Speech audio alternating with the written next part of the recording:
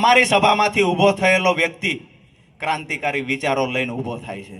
અમારી સભામાંથી ઊભો થયેલો વ્યક્તિ ગુજરાતનું આવનાર ભવિષ્યની ચિંતા કરીને ઊભો થાય છે। અમારી સભામાંથી ઊભો થયેલો વ્યક્તિ મહિલાઓની ચિંતા કરે, યુવાનોની ચિંતા કરે, ખેડૂતોની ચિંતા કરે। અમારી સભામાં આવેલો વ્યક્તિ મન બનાવીને ઊભો થાય છે 30 વર્ષના ભાજપના મૂળિયા કાઢીને રહેશું।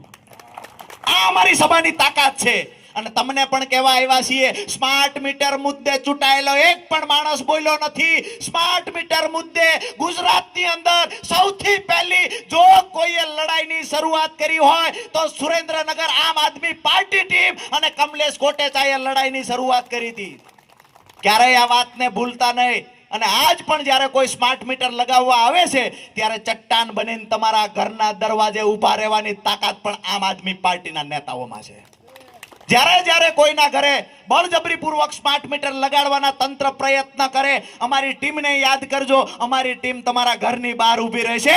PGVCL માં તાકાત હોય તો લાવવી હોય એટલી પોલીસ લાવીને બતાવે। અમારે પણ જોવું છે એની પોલીસમાં તાકાત જાજી છે કે આમ આદમી પાર્ટીના સૈનિકની તાકાત જાજી છે।